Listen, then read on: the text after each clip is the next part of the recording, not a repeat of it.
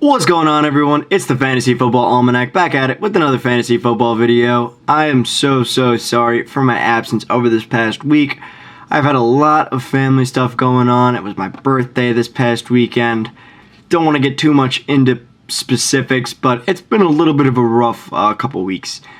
But anyways, that's not what we're here to talk about. We're here to talk about fantasy football. In today's video, we are going to be getting into 5 fantasy football sleepers that you can go out and get in your leagues right now for basically nothing. This is running backs, this is wide receivers, this is tight ends.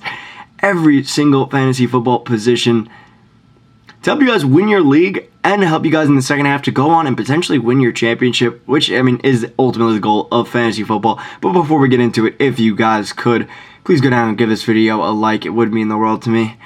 Any comment I am responding to, so if you guys have trade questions, start sits questions, anything, I would love to help you all out.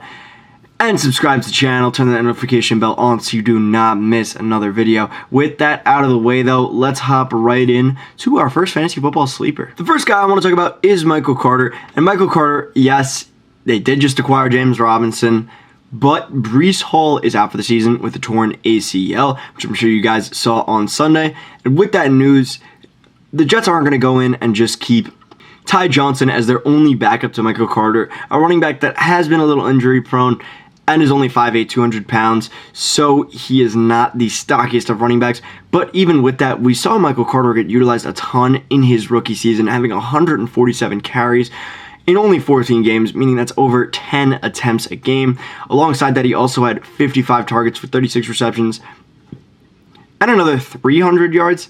So, this is a running back that in his rookie year had over 900 yards from scrimmage. And if it weren't for an injury, Michael Carter was looking like he was going to be going to the promised land. He had a stretch where he was putting up double-digit points left and right, 13, 12, 27, 9, and then 16, and then the injury, unfortunately, in the next game. But we've seen Michael Carter's talent before, and, well, yes, James Robinson is going to be here snatching some volume from Michael Carter. I imagine James Robinson will be worked in pretty slowly, and Michael Carter should dominate about 60% of the workload in this offense, and if that's the case, it should be absolutely fine having a guy like Michael Carter. I think it's at least worth a shot, and he's worth basically nothing right now. Only rostered in 70% of leagues. I would go out and trade some low-end depth to try and go get Michael Carter. But that is the first running back I want to talk about. The second guy I want to talk about is Khalil Herbert. And while Khalil Herbert is tough to call a sleeper, because everyone loves some Khalil Herbert, that's really what he is. He's only rostered in 61% of leagues, so you can go out and pretty much pick him up off your waiver wire right now in some leagues. And if not, you're probably not going to be trading too much to get him. But he's one of the most talented running backs I've seen. I hate to say it, but he's one of the best running backs I've seen just from the eye test in the NFL right now. And his stats reflect it as well, averaging over 5 yards a carry in every single game except for 2 this season. And when he gets the workload, he consistently dominates with it. 157 yards against Houston, 77 against the Giants, and a tough run defense there. 74 yards on 7 carries against the Commanders, 12 for 62 against New England. He consistently, when he gets the ball, dominates with the work he gets. He's the running back 15 in standard scoring right now, despite the fact that he's been operating behind David Montgomery for most of the season. In this case, I'm betting on talent over everything else. I just think Khalil Herbert's too talented of a running back to not take this role. I do like David Montgomery as well, but Khalil Herbert, he just looks so good out there. Every time he touches the ball, he makes magic happen. If I were the Bears, I would be starting Khalil Herbert every week, but even if not, Khalil Herbert should take over some of the touches, and if David Montgomery goes down, Khalil Herbert's the most valuable stash, arguably in the entire NFL. Moving on to the wide receivers, the first guy I want to talk about is a New York Giant. It is Wan'Dale Robinson. Wan'Dale is a guy who's operating in an offense with pretty much no other wide receivers. Richie James has the most yards out of any single New York Giants wide receiver, and he has under 200 total yards. Yes, he has more than Saquon. That is not a lie. I can't even believe it myself. But Wan'Dale, coming into his first 2 games now, was utilized pretty heavily. Only 23% of snaps, but he was able to get 4 targets, which is really, really good. And then against the Jaguars, he got 70% of snaps, which allowed him 8 targets and 6 receptions. They clearly want to use him in this offense. This is the first weapon that the new coaching staff decided to take. And clearly they have a plan for him, and clearly they're going to use him, and he does look pretty good out there. thus far. So, well, yes, I think on any given week he may disappoint you a little bit. I think on the whole, Wan'Dale Robinson is going to be a consistently good slot wide receiver because of how many targets he's going to be getting and because he's able to separate so easily from defenders. Well, I think the boom games might not necessarily be there. The floor is going to be there, and at this point, for a second half sleeper, that's more so what you're going for because free agency is really devoid of most talent.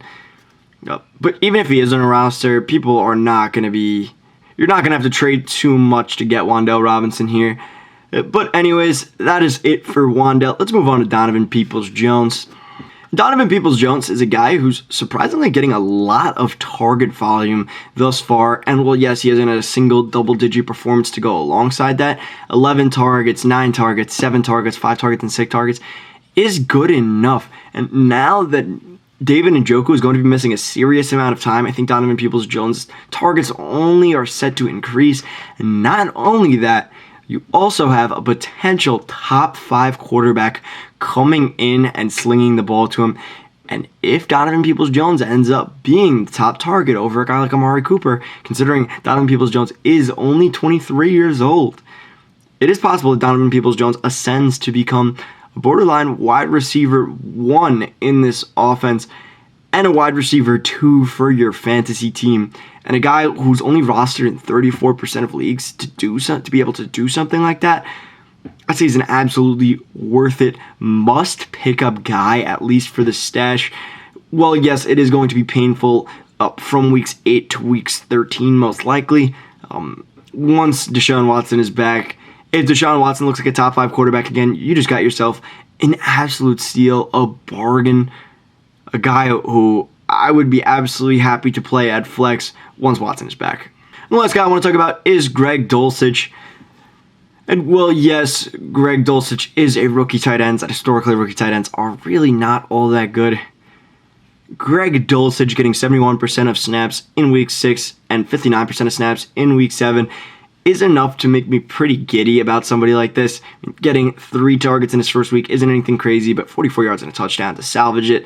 And then next week against the Jets with Ripken, getting 9 targets for 6 receptions here, averaging almost 50 yards per game in his first 2 games as an NFL tight end. And, well, yes, again, this is a pretty heavy sleeper. I mean, he's rostered in only 14% of leagues on sleeper right now. I think he's worth it to go out and at least take a shot on, considering the tight end landscape in general is usually pretty bad. He's ultimately going to be the best you probably have, unless you have a Mark Andrews or a Kelsey or a Kittle.